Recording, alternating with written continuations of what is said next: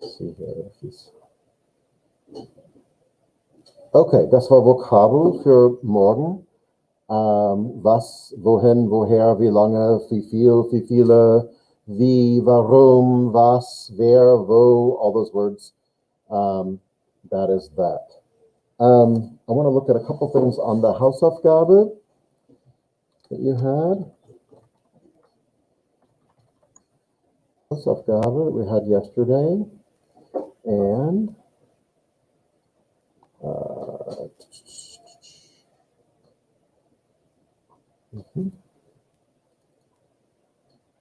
zwei a Lektion 2a, Strukturen. Da sind wir. Jetzt sind Sie dran. Yeah. So these are just regular verbs, meaning there's nothing odd about them. There's nothing that changes or, like vowel changes. They're just called regular verbs. So, example, lernen.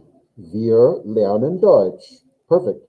Der Student with wiederholen, what happens there? Der Student, again, wiederhol, one more letter, T, thank you. Wiederholt den Satz, he repeats the sentence. Warten means to wait. I don't think we have that word yet. Warten.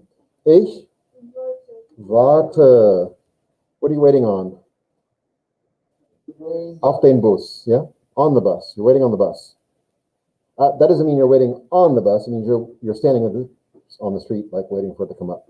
Die Lehrerin, and here's the verb, korrigieren. Korrigiert. Anytime we use anyone, we talk about like der Student or die Lehrerin, it's good. The verb's going to end in a T. Korrigiert die Prüfungen. This is exams or tests.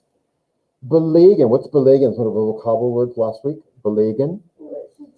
To take, like a course. So what do and belegen, how do they go together? Belegst. So you added what? Du belegst viele Veranstaltungen, which means another word for courses. Okay. This is a singular word. Das Universitätsstudium, that means studying at a university, something like that. It's all like in one word though. Universitätsstudium with Kosten, sehr viel. This is one thing. It's just one thing we're talking about. Just like the teacher, just like the student. So I'm going to put KOST at least, and what are we going to add to it? What do we add for Lehrerin? What do we add for der Student? Now it's a little tricky here because we have a T already at the end. We got to put an ET, right, to make it pronounceable and make it sound different. Das Universitätsstudium kostet sehr viel. Well, viel, we had a viel, right? Yeah. How much?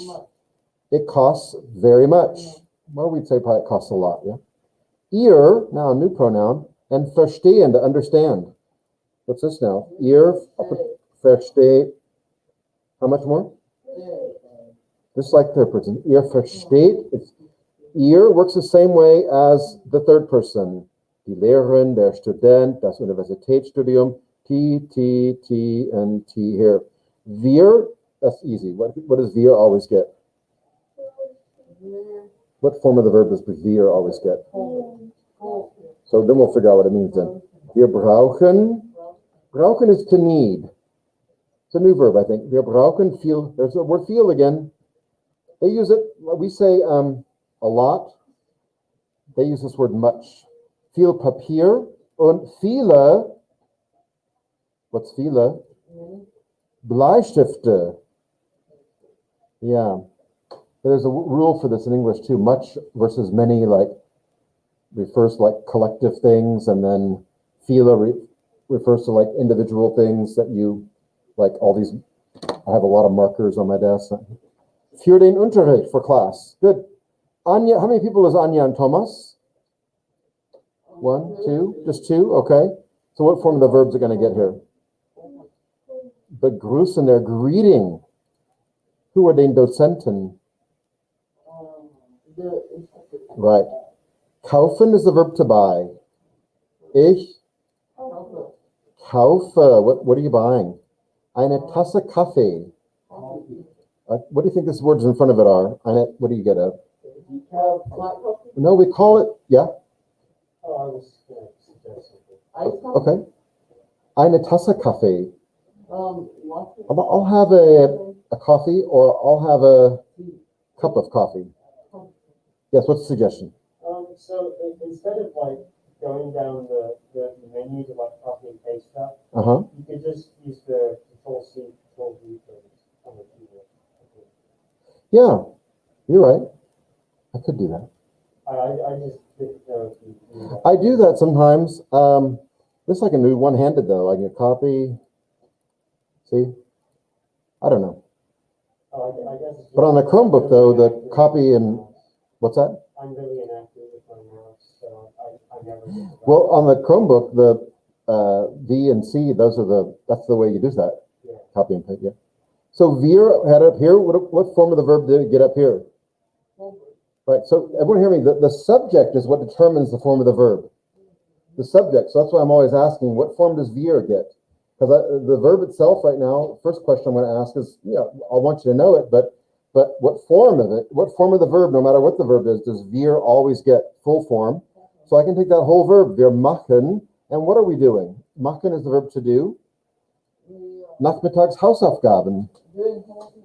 Right, and then do with this verb öffnen. I'm going to take the stem of it and put it in the blank.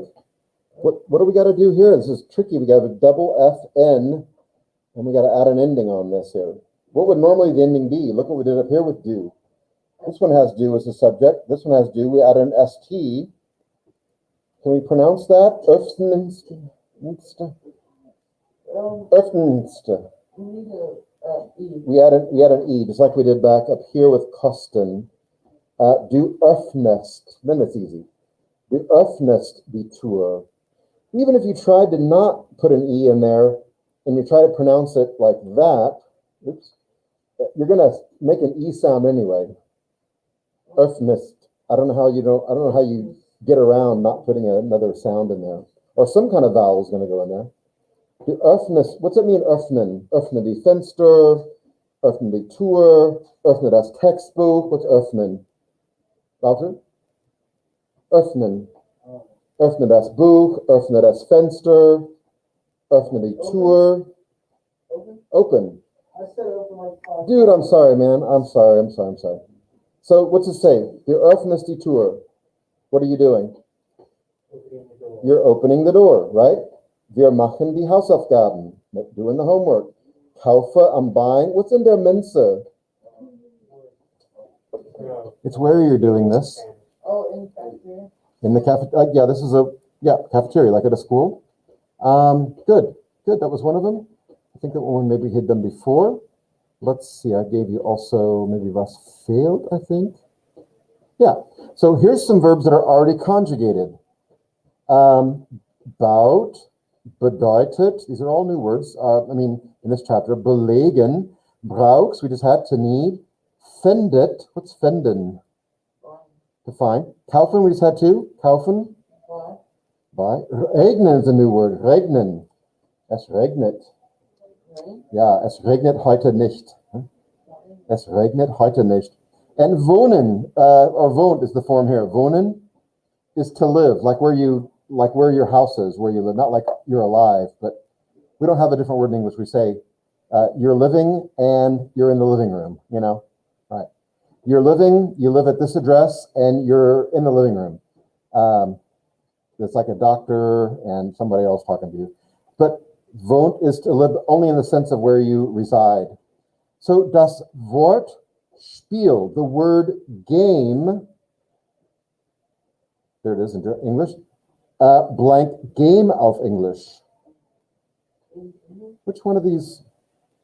Yeah, it's explaining like a German word in English. And yeah, so I'll tell you, bauen is to bauen, the full is to build.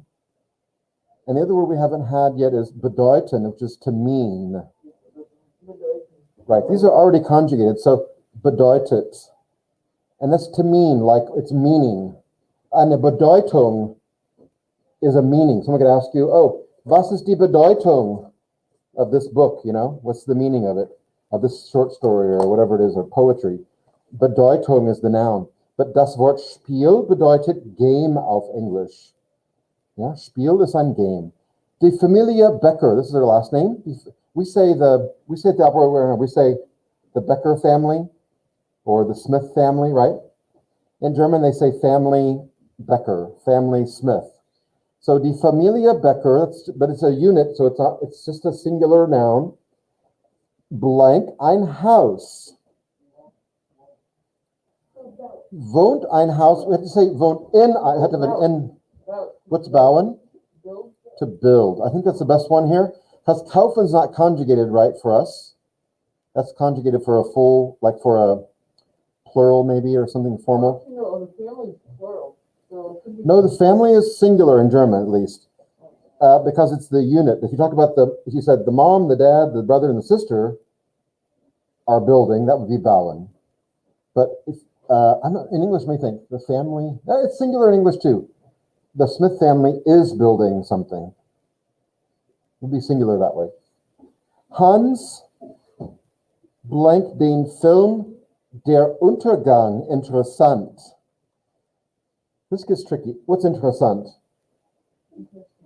Interesting. And we know what film is, right? Let's take a guess.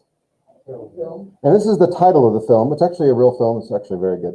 Der Untergang. Okay. Yes. Yes. It's pretty brutal, though. I have to hold on to it till some of our younger students grow up a little bit. Hans. Yeah. So this is the way people can express like that they like something, or they think something's interesting. British English does this too, but we don't do it very often in American English. Hans, let's take a listen here. We've already used baut and bedeutet. All right, nothing to do with like taking a course though, right? And brauchs doesn't fit with the word Hans. We're only looking for verbs that have a T on the end, because Hans, so we got findet, regnet, und wohnt. Oh, sorry. Hans wohnt den Film, he lives the film? No. He reigns the film. Yeah, and so what does this mean? Findet is right. Fine. He finds what? The The film, Der Untergang, find the film interesting. That's the way you express that you like it, like he enjoyed it. He found it interesting. Findet den Film interessant. You could say, ja, ich finde Coca-Cola ist besser als Pepsi. Yeah? Okay. Ich finde das Textbuch ist nicht so interessant. So in English, we don't say it so much in the United States. I find this to be interesting. Maybe sometimes. In German, it's very common. Hans findet den Film. This word, yeah, it's der Untergang. It means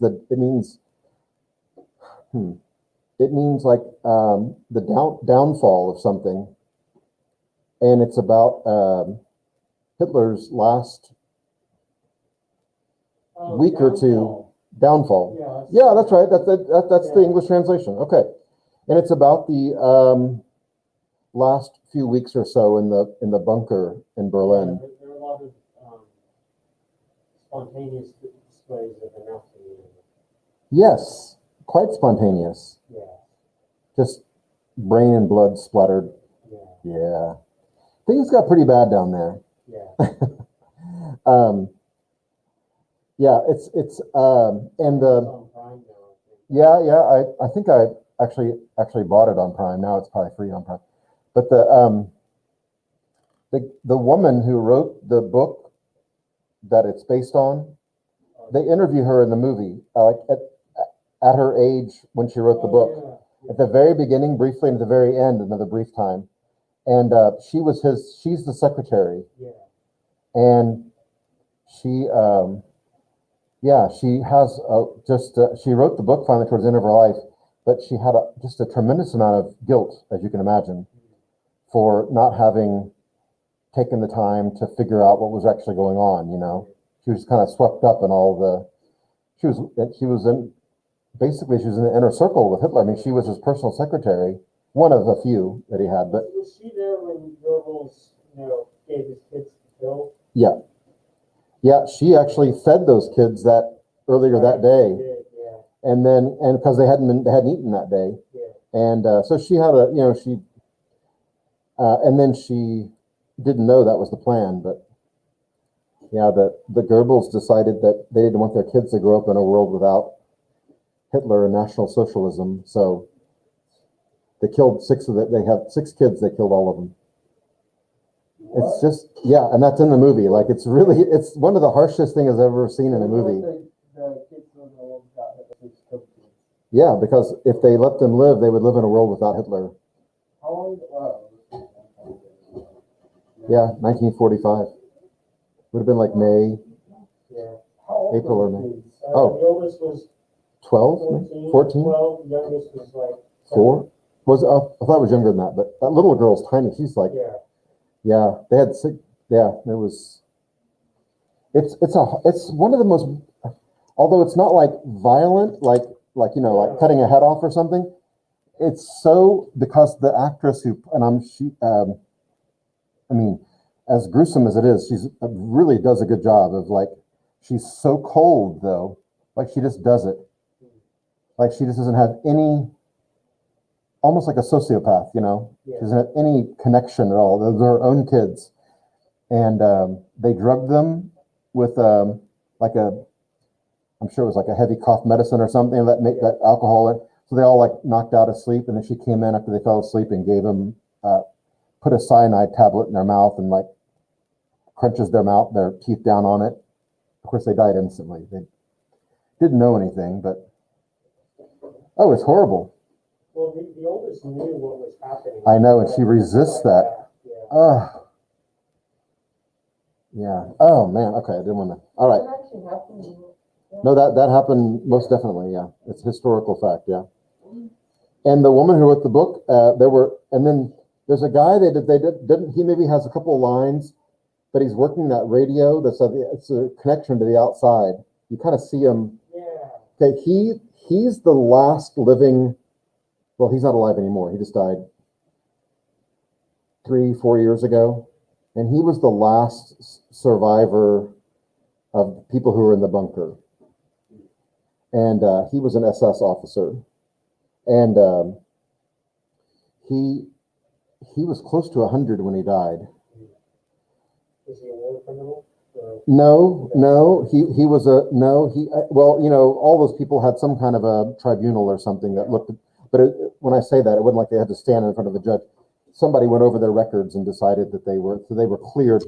He was a bodyguard for Hitler, so he wasn't involved in the, what do you call it, the genocide, or he was just, and he was in the bunker and he worked the radio, but he actually became kind of vocal at the end of his life about what all had happened.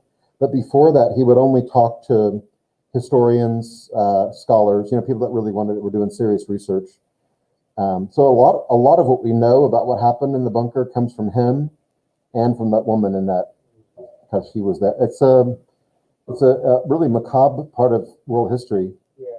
And I've known for a long, I've taken students to Berlin many times, and I've known like where the bunker was. It's a pretty known fact. Yeah, but it's not, it wasn't marked for a long time.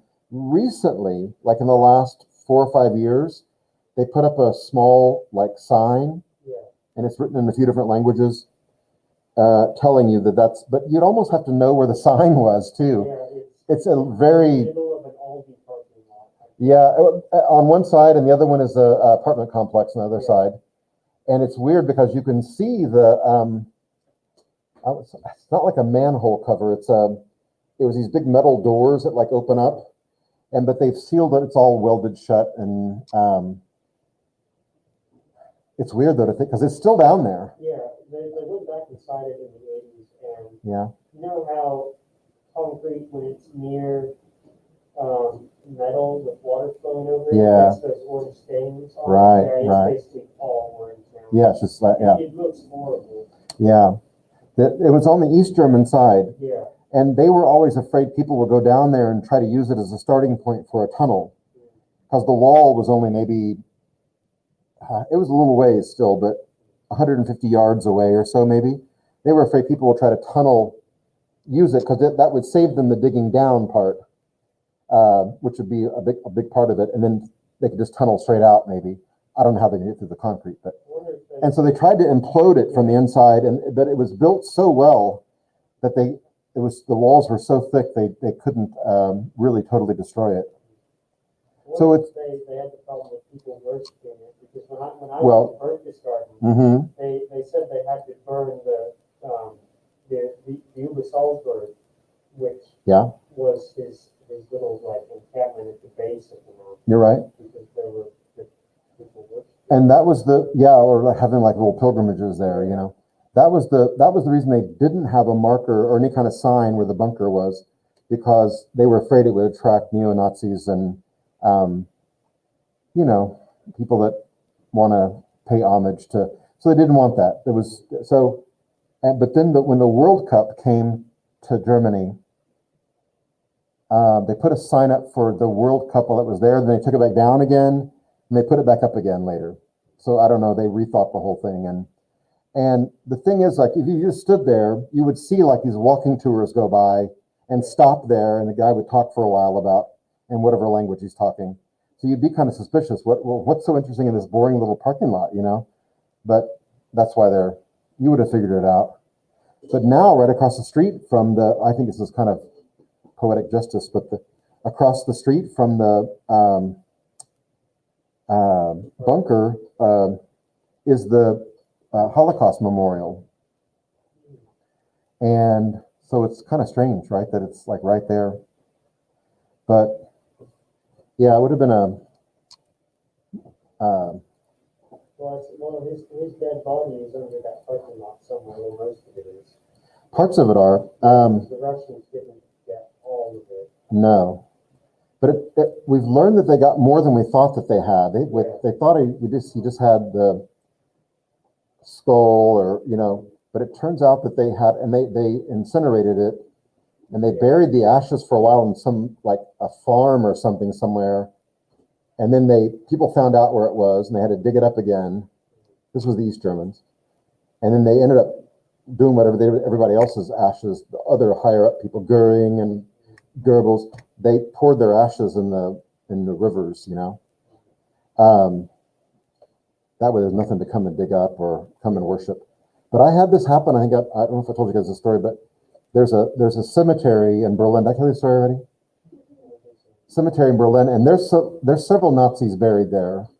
And the city, I don't think they don't know what to do with all this. Like, they just don't know, because it's such a.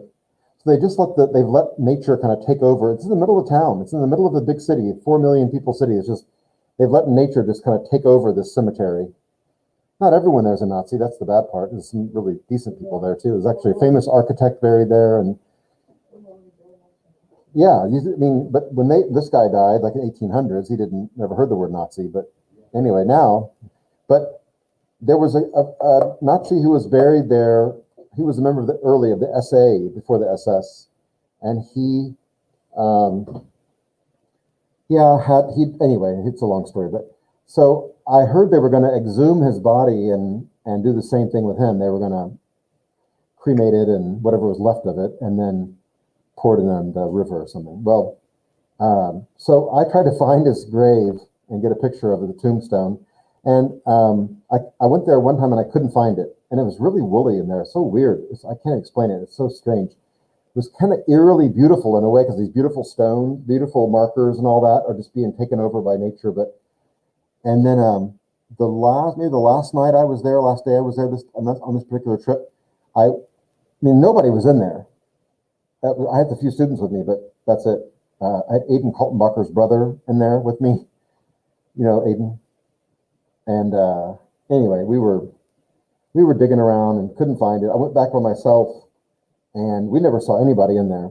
And I had figured out by looking at some pictures where it was, and so I walked back where I thought it was, and I turned the corner, and there was a guy.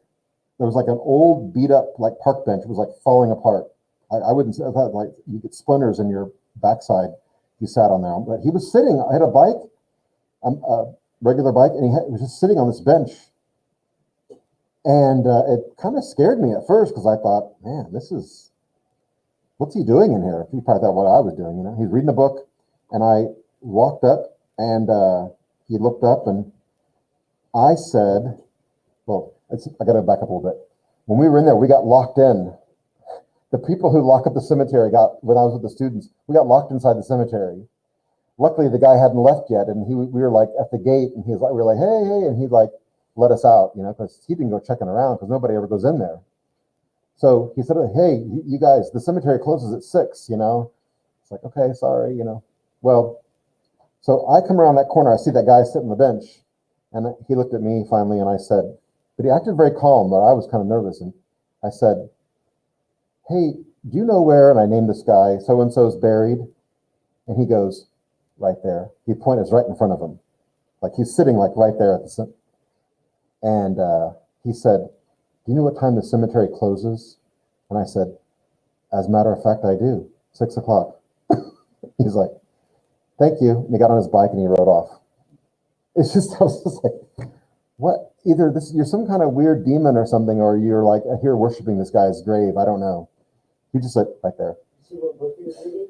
I wonder if he was reading Mein Kampf maybe. Yeah. Or some other. All right. Well, do I have any other Nazi stories? I have seen neo-Nazis in Berlin before. I didn't see any birthday card. No, probably not. It's pretty steep. Yeah, you got a lot of the rich and famous. You know, Yeah. Berchtesgaden is beautiful.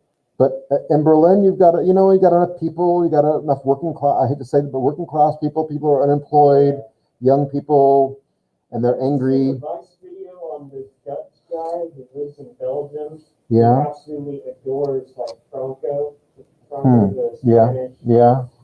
I haven't seen that one. Yeah, his whole house, his wallpaper in his house is Franco's face. Oh my gosh. His floor is Franco's face. All right. His bed linens are Franco's face. That's so weird. Well, it's I don't know, people, it's one of those things like a rabbit hole thing. Yeah. People fall into it and they get obsessed with it, you know?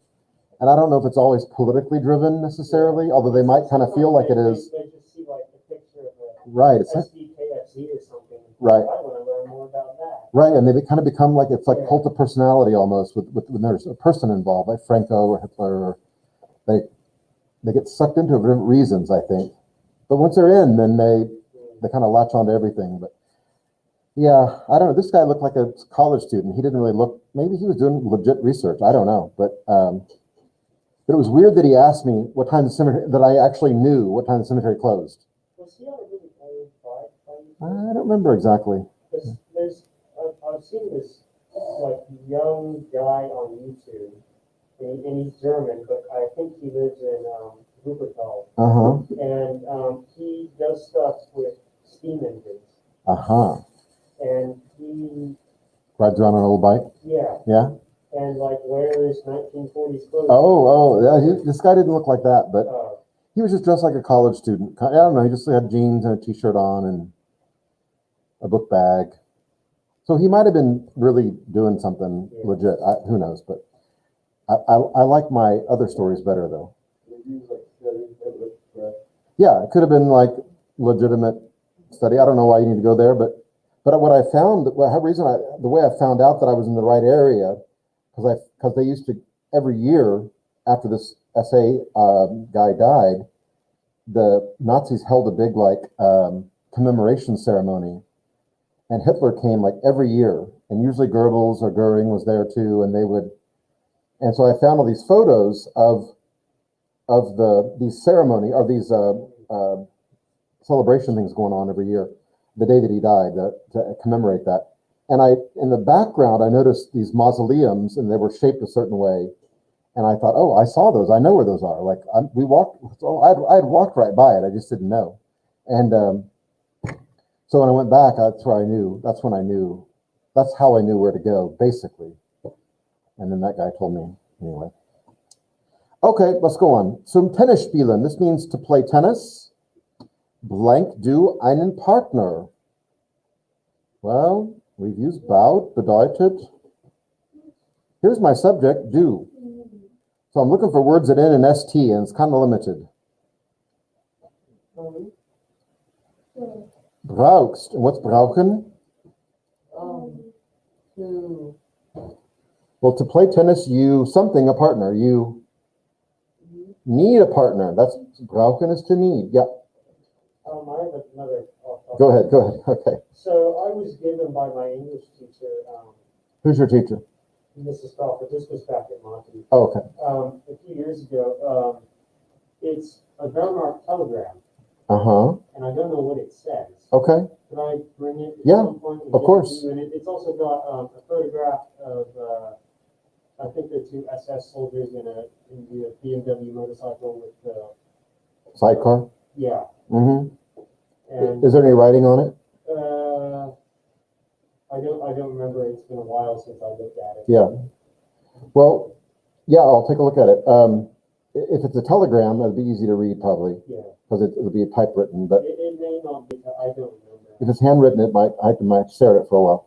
I had someone ask me to translate some postcards and stuff that they'd inherited from somebody, and some of them were from World War I era, and there were a couple of words I just could, like I showed you that picture of that that kind of script like that. The people, that was the print. That was kind of a print script, but then their handwriting, was harder to read than that. So I actually like Photoshop, like screenshot like a couple of the words and take pictures of them real close and send them to people that I know, like teach German, in Germany, German native speakers. And one of them is a really kind of well-known historian actually. And he was looking at it, he was like, damned if I know, I don't know what that is. I can't read that word. And he knew how to read the old script. There's two old forms of writing script of the last 150 years. What's that? That's a different thing. Like you're learning High German. This is High German. But I'm talking about the style they write in. And there are two names, and I've forgotten what they are. But I got into it for a while last year with this. And if you know any Amish people, yes, I do. They might know about it because some of them speak and write some really weird German variants. The Amish that I've met here in Oklahoma, actually, they speak more of a Swiss dialect of German. But the Amish are from Switzerland, actually. But that's okay. So here's two people, Sabina Mariana blank. So it's two people doing something. Philosophie an der Uni. What's Uni short for? Universität. So what we're going to say here? Full verb, it's two people, that's good. So we're looking for, that's full verb. That's all we got. And what's belegen? And that makes sense, right? They're taking philosophy where? Good. Das Wetter. Earlier I said es regnet, right? It's raining. What's das Wetter? The weather is heute schlecht. It's bad. Es blank. Es regnet. We'll talk much more about weather in a couple of chapters here. Es regnet. Ihr, so I see ihr, and I'm looking for a word that ends in T. All we got left here, ihr blank in einem Haus.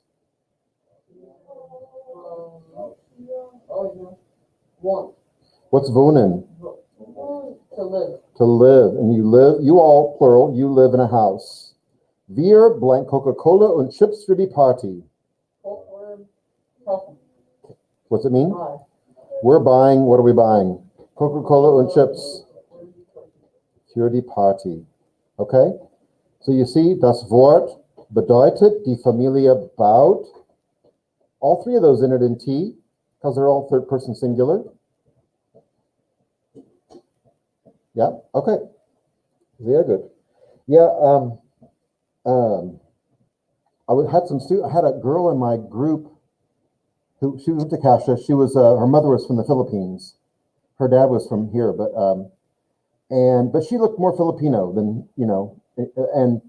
and I had her and then her sister, who was a year younger, on that, and we were in a part of the former East Berlin, which wasn't a dangerous area. It wasn't actually, but we turned a corner and then I saw these skinheads sitting in this bar, like an outdoor on the corner, outside on the sidewalk. And so I kind of stopped everybody. I said, hey, let's just cross across the street, I just didn't know what to expect of them. I saw some. I just wouldn't want to Yeah, one of your kids to get. I saw some kind of weird communist-looking revolutionaries in the military vehicle annex at the Vienna Military Museum. And it's this huge, like, military-grade shed, and there was a T-34 or something sitting outside, and they were, they're eyeballing it. yeah. Yeah. Yeah, there's a lot of, I don't know, people that are kind of obsessed with all that. These guys were drinking, they were drunk, it probably helped a little bit, they were drunk, they weren't going to get up and come over and, they were really drunk. But that was in the mid-90s or so, and things were still pretty bad in East Germany, because unification just happened a year before, 4 or 5 years before. So things hadn't quite taken off yet, like they have now. So a lot of it has to do with unemployment and anger, and you see there's not minorities, but immigrants there that are, some of them are prospering, and it's just a lot of same things we deal with here, But I had that, and then one time we were going to this concentration camp outside of Berlin, and the night before it was a restaurant, and I actually had eaten in that restaurant before, and someone set off a bomb in the basement of this restaurant. And so it was like we had to walk past it to go to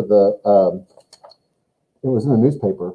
And I got like 2 calls the next morning from the German parents, host parents, And we had one African-American kid, but he was not from Kasha though, and she was worried that, that there were people roaming around over there that would maybe try to, but we went anyway though. It went fine. But yeah, we walked by, that place was in bad shape. Because they had gas, going to so some of that stuff. So they had trucks out. It was a mess. But yeah, that was even a little bit later in the 90s. That's all gotten better as things have improved economically.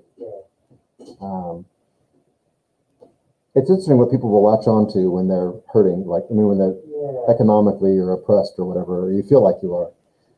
That's what a lot of it is, but I don't know. Have you read the book, Beneath the Scarlet Sky? I've not. You'll find it interesting. It's about this guy named Pino Lela. He's a